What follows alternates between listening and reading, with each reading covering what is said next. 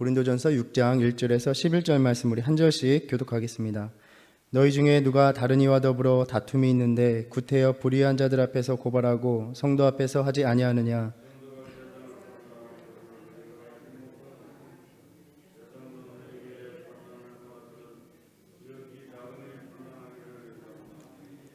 우리가 천사를 판단할 것을 너희가 알지 못하느냐? 그러하거든 하물며 세상 일이랴.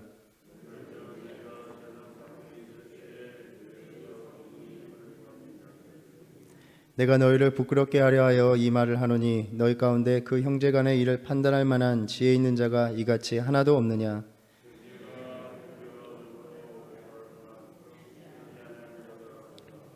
너희가 피차 고발함으로 너희 가운데 이미 뚜렷한 허물이 있나니 차라리 불의를 당하는 것이 낫지 아니하며 차라리 속는 것이 낫지 아니하냐? 불의한 자가 하나님의 나라를 유업으로 받지 못할 줄을 알지 못하느냐? 미혹을 받지 말라. 음행하는 자나 우상 숭배하는 자나 간음하는 자나 탐색하는 자나 남색하는 자나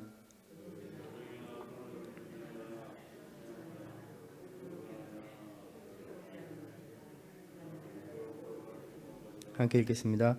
너희 중에 이와 같은 자들이 있더니 주 예수 그리스도의 이름과 우리 하나님의 성령 안에서 씻음과 거룩함과 의롭다 하심을 받았느니라. 아멘. 바울은 교회가 직면하고 있는 또 다른 문제에 대해서 언급하고 있습니다. 교회 안에서 어떤 이들이 다른 교인들과의 다툼에서 소송을 걸고 이것을 이교 법정으로 가져가서 해결하고자 합니다. 3절과 5절에 보면 이 일을 세상일 혹은 세상 사건이다 이렇게 언급합니다. 번역만 보면 이것이 영적인 일과는 무관한 어떤 이 세상, 이 생의 일이라는 의미로 다가오기도 합니다. 헬러 단어는 일상생활에서 일어나는 일들이라는 의미입니다. 그래서 아마도 이 일은 우리가 흔히 이야기하는 형사사건이라기보다는 민사관계에서 일어난 분쟁일 것이다 이렇게 생각을 합니다. 오늘날에도 안타깝지만 교회에서 여러 가지 소송이 벌어지고 세상 법정으로까지 가는 모습을 우리는 자주 접하게 됩니다. 5장, 6장을 전체적으로 보면 음행의 문제를 다루면서 다시 소송에 대한 문제를 다루고 있습니다. 어떻게 보면 아주 다른 상이한 주제로서 볼 수도 있지만 결국 문제의 본질은 같습니다. 교회가 교회다운 모습을 갖지 못하는 것입니다. 우리가 나눈 것처럼 그리스도의 십자가로 세워진 교회는 세상과 다른 모습, 다른 기준으로 살아가야 합니다. 이 세상 한가운데서 살아가고 있지만 교회는 그 세상에 잠식당하는 것이 아니라 이 세상을 하나님의 말씀에 부합하게 변화시키는 사명을 가지고 살아가는 것입니다. 그런데 지금 고린도 교회의 모습을 보면 그와는 정반대의 모습입니다. 교회 안에서 세상의 문화와 가치 기준이 스며들어와서 교인들의 삶이 오히려 점점 더 세상적으로 변하고 있는 것입니다. 세상처럼 자신들이 파당을 만들어 사랑하고 경쟁을 합니다. 세상에서 혐오스럽게 여기는 그러한 음행을 저지르며 또 더욱 심각한 것은 그러한 일을 거룩함으로 판단하기를 망설이고 주저하고 있는 것입니다. 교회 안에 아주 단단한 신앙적인 기강을 찾아볼 수가 없습니다. 우리가 나눴지만 안타까운 것은 이 고린도 교회의 모습이 오늘날의 교회의 모습과 정말 흡사하다는 것입니다. 사실 법정 소송 자체만 두고 본다면 무엇이 잘못인가 하는 생각이 들기도 합니다. 문제가 있으면 법적으로 사실을 다투어서 권리를 찾고 시시비비를 가리는 것이 옳은 일입니다. 하지만 바울은 이러한 상황을 상당히 분개하며 8절에 보면 너희가 불의를 행하고 속이는구나 라고 아주 신랄하게 비난하고 비판을 가합니다. 이러한 교회의 모습이 왜 잘못되었는가를 여러 가지로 설명합니다. 우리 교회 안에서 서로 간의 소송을 가지고 고린도시에 있는 로마의 제국의 법정으로 가져간다는 것은 무엇을 의미하는 것입니까? 옳고 그름의 판단의 기준을 로마법, 즉 이방 문화와 사회의 가치체계에 바탕을 두겠다는 말입니다. 근친상간을 저지른 사람을 교회 자체적으로도 징계하지 못하고 이처럼 내부의 분쟁도 스스로 해결하고 책임질 줄 모르는 아주 한심한 상황이었던 것입니다. 하나님의 백성들은 하나님의 말씀에 비추어서 하나님께서 명하시고 기뻐하시고 기대하는 관계를 이루고 살아가야 하는 사람들입니다. 그러나 이제 자신들의 삶의 기준을, 관계의 기준을 세상적인 가치체계에 맞추어서 서로를 판단하고자 하는 것입니다. 하나님의 뜻이 우리의 관계를 결정하는 것을 거부하겠다, 이러한 태도인 것입니다. 바울은 너희가 구태여 불의한 자들 앞에서 고발하느냐 이렇게 말합니다. 구태여 하나님의 말씀에 가치 기준을 두지 않고 살아가는 이들 앞에 나아가서 그들의 기준에 따라서 옳고 그름을 가리고자 하는 것 자체가 교회가 교회되지 못한 모습이다, 그것을 증명하는 것이다 말하고 있습니다. 우리가 묵상했듯이 4장까지는 교회 안에서 하나됨을 이루지 못하는 것에 대해서 바울이 결국 너희가 십자가의 의미를 제대로 이해하지 못하였다라고 책망하였는데, 지금 이 소송의 문제도 역시나 마찬가지입니다. 그리고 바울은 이 문제를 종말론적인 관점에서 설명을 합니다. 고린도 교인들은 자신들이 종말론적인 백성이라는 점을 이해해야 합니다. 다가오는 시대에, 종말에, 그리스도가 오실 때에 하나님의 선택받은 백성은 세상을 심판하고 다스릴 권세와 역할을 부여받을 것입니다. 예수님께서 제자들에게 말씀하셨습니다. 내가 진실로 너희에게 이르노니 세상이 새롭게 되어 인자가 자기 영광의 보좌에 앉을 때에 나를 따르는 너희도 12 보좌에 앉아서 이스라엘 12 지파를 심판하리라. 또 계시록 3장에 보면 이기는 그에게는 내가 내 보좌에 함께 앉게 하여 주기를 내가 이기고 아버지 보좌에 함께 앉은 것과 같이 하리라 라고 말씀합니다. 교인들은 영광스러운 종말론적인 지위가, 그들이 가질 지위가 이러한데 지금 오히려 자신이 앞으로 다스릴 세상에게 나아가서 그 앞에 조아리고 판단을 받으려고 하면서 스스로를 우스꽝스러운 존재로 만들어버리고 있는 것입니다. 그래서 바울은 세상도 너희에게 판단을 받겠거든 지극히 작은 일 판단하기를 너희가 감당하지 못하겠느냐 이렇게 말을 합니다. 자기 자신이 갖고 있는 스스로의 권위를 실추시키고 있는 모습입니다. 이러한 터무니없는 행동을 하는 교회에게 너희가 세상 사건이 있을 때에 교회에서 경히 여김을 받는 자들을 세우느냐라고 묻습니다. 여기서 경히 여김을 받는다라는 것은 세상에 있는 판사들을 업신여기고 무시하고자 함이 아니라 그들은 이 교회와 아무 상관이 없는 사람들, 아무 위치도 갖지 않는 자들이다라는 의미입니다. 그런 자들에게 나아가서 너희가 판단을 받으려느냐라고 묻는 것입니다. 너희가 부끄러운 줄을 알아라 라고 말을 합니다. 5절에서 내가 너희를 부끄럽게 하려 하여 이 말을 하노니 너희 가운데 그런 판단할 만한 지혜 있는 자가 이같이 하나도 없느냐라고 힐난합니다. 앞에서 고린도 교인들이 지금까지 보여주었던 모습은 자신들끼리 파당을 세워서 자신들의 주장을 내세우고 헬라 문화와 같이 자신들이 지혜와 영성이 있다 자랑하는 모습이었습니다. 자신들 안에서 벌어지는 음행에도 불구하고 아무렇지도 않듯 자신들을 자랑하며 살아갔던 것입니다. 너희가 그렇게 지혜를 가지고 있다 주장하면서도 왜 너희들 안에서 벌어진 사소한 분쟁 하나도, 의견 차이 하나도 스스로 해결하지 못하고 외부로 나아가서 그것도 믿지 않는 법정에 나아가 중재를 요청하는 자체가 너희가 스스로를 자랑하는 그러한 존재조차도 되지 못한다는 것을 증명하지 않느냐라는 것입니다. 우리가 본문에서 정확히 이야기하고 있지 않기 때문에 드러나고 있지는 않지만 당시 배경이 되는 로마의 법정 문화를 살펴보면 그러한 현실을 볼 때 교인들 간의 소송은 더욱 볼썽사나운 것이었습니다. 대체적으로 로마법 제도는 국가법이나 형사상의 법체계는 나름 엄격하고 공정했다라고 평가를 하기도 합니다. 바울도 로마서 13장에서 국가의 권력이 있는 자들이 하나님의 사역자가 되어서 심판을 행하고 있다라고 인정하기도 했습니다. 그러나 작은 일상상에서 일어나는 일들, 민사사건을 처리하는 데 있어서는 상류층 소속 당사자들에게 매우 편향적이어서 불공정했다라고 말을 합니다. 오늘날도 마찬가지입니다. 법이 약자들의 최후의 보루가 되기보다는 권력과 부를 가진 자 혹은 법체계를 잘 아는 자, 이용할 줄 아는 자에게 유리한 경우가 참 많이 있습니다.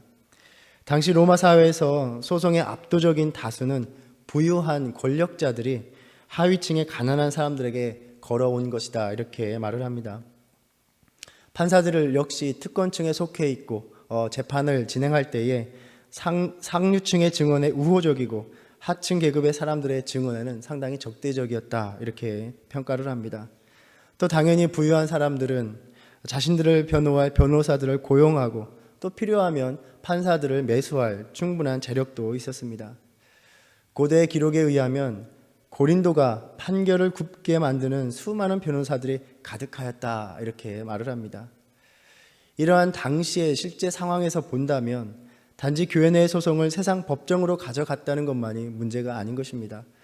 아마도 이러한 소송은 교인들 중에서 더 권력이 있고 더 부유한 사람들이 가난한 사람들을 향해서 조금이라도 더 자신의 이익을 챙기고자 소송을 벌였을 가능성이 많다는 것입니다. 7절과 8절에서 속인다라는 문제로 인해서, 그 표현으로 인해서 아마도 이 소송이 재정적인 것과 관련이 있을 것이다, 이렇게 많은 주석가들이 이야기합니다. 이러한 형태를 보이고 있는 것이라면 바울이 엄하게 꾸짖고 있는 것이 더욱 이해가 됩니다. 세상에서 세상 사람들이 불의한 모습대로 행하는 그대로 교회 안에서도 따라하는 그러한 모습입니다. 우리가 알기로 교회는 하나님 안에서 가족으로서 존재하는 공동체입니다. 형제와 더불어 고발하는 것은 아무리 누가 소송에 이기고 옳다 인정함을 받는다 한들 그 가정이 서로 일치하지 못한다는 것을 보여주는 창피함을 주는 일입니다.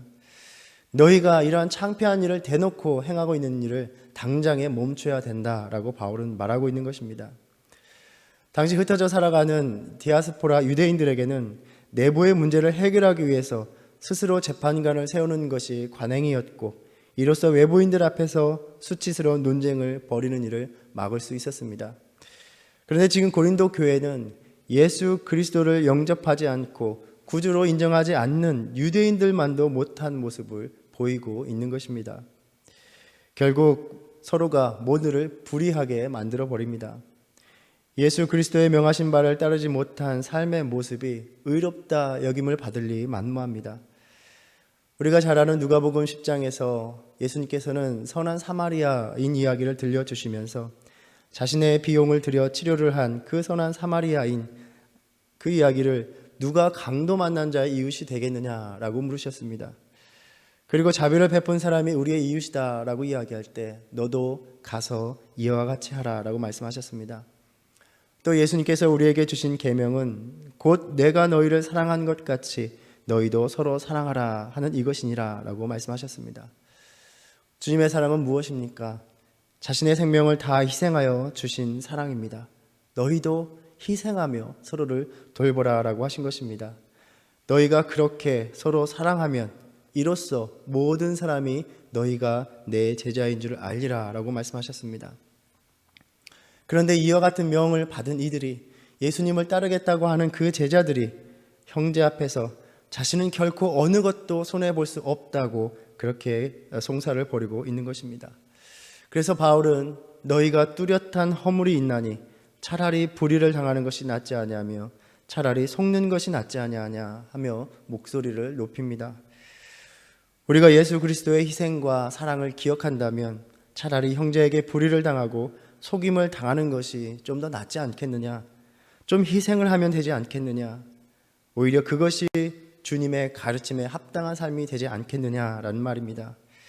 세상 사람들처럼 똑같이 자기 자신만의 유익을 구하고 십자가를 따라 그러한 삶을 벗고 십자가를 따라 살라고 부르심을 받았는데 너희들의 삶이 하나도 달라진 것이 없다라고 책망하고 있는 것입니다. 그리스도의 법대로 살아가기를 실패하는 것, 이것이 너희의 허물이다라고 바울은 책망을 합니다. 오늘 바로 우리의 삶에 참 큰 울림이 있는 말씀이 아닐 수 없습니다. 때로 교회 안에서, 교회 공동체 안에서의 관계가 세상 사람들과의 관계보다 못할 때가 많이 있습니다. 오히려 교회 안에서 더 지지 않으려고, 더 옳다 인정함을 받으려고 경쟁합니다. 서로에게 더 손해보지 않으려고 합니다. 주님은 바울을 통해서 너희 안에서 차라리 불의함을 당하고 속임을 당하는 편을 택하라 라고 명령하십니다. 물론 이것이 언제나 불의를 당하고 무력하게 살아가라라는 말씀은 아닙니다. 그러나 너희가 서로에게 품은 동기가 정말 그리스도의 사랑과 희생으로 대하고 있는가를 돌아보라는 말씀입니다. 8절에서 그는 너희의 형제로다 이렇게 지적하십니다. 너희가 더 좋은 것, 더 나은 권리를 얻으려고 하는 그 대상이 하나님이 너희의 형제와 자매로 가족으로 함께 하신 이들이다 이렇게 말씀합니다. 참 우리를 부끄럽게 하시는 말씀입니다. 바울은 그러한 고린도 교인들에게 또 우리들에게 불의하고 타락했던 자신들의 과거를 회상시킴으로써 지금 너희가 그들이 그리스도 안에서 누리고 있는 거룩함과 의로움이 얼마나 소중하고 귀한 것인가를 다시 한번 알게 합니다. 불의한 자들은 그들의 악행으로 하나님의 나라를 유업으로 받을 수 없는 일입니다. 이는 9절과 10절의 말씀과 같이 성적인 타락과 탐욕 가득한 방탕한 삶을 이야기합니다. 우리 스스로는 그러한 삶에서 우리를 지킬 수 없었습니다. 그리스도의 십자가를 통해서 하나님과의 거룩한 교제 가운데 우리를 불러주셨습니다. 그리스도를 주로 고백하게 하심으로써 세례를 통하여 이 구원의 현실에 속하게 하셨습니다. 이제는 그 구원의 현실 안에서 하나님의 백성이라는 정체성을 가지고 살아가면서 더 이상 그렇게 세상 사람들과 같이 살아가던 그 습관을 벗어버려야 한다는 말씀입니다. 그런데 고린도 교인들은 또 때로 우리 자신들은 여전히 서로에게 불의를 행하며 하나님의 나라를 상속받지 못할 사람들처럼 살아가고 있다는 것입니다. 하나님의 나라를 유업으로 받을 사람들, 종말의 그리스도와 더불어서 세상을 심판할 사람들인데 교회 안에서 보여주는 이 행실들이 그 같은 정체성과는 완전히 동떨어진 모습을 보이고 있는 것입니다.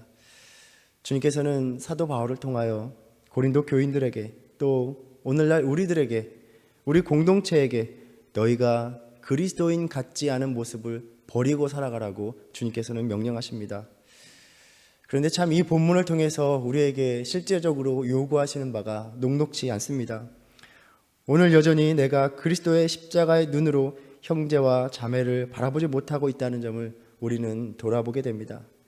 여전히 나는 또 우리는 세상적인 가치와 기준으로 이 세상에 속한 사회 경제적인 그 구조 아래서 그 가치관 아래서 주님께서 허락하신 형제와 자매를 바라보고 있구나라고 돌아보게 됩니다.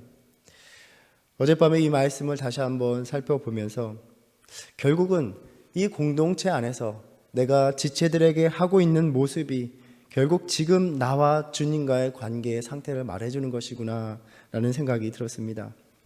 내가 주님과 얼마나 친밀한 교제 가운데 있느냐는 우리가 교회 생활을 하면서 여러 가지로 드러나겠지만 주님을 사랑하는 만큼 이웃을 사랑할 수 있듯이 결국 믿음의 지체를 대하는 딱 그만큼이 주님을 향한 나의 삶의 태도이고 마음이라는 것입니다. 주님께서 나를 위해 다 버리시고 희생하신 그 은혜가 다가오는 만큼 나도 믿음의 지체들에게 다가갈 수 있기 때문입니다. 그러면서 문득 표현상으로는 참 소름 끼치는 생각이 들었습니다.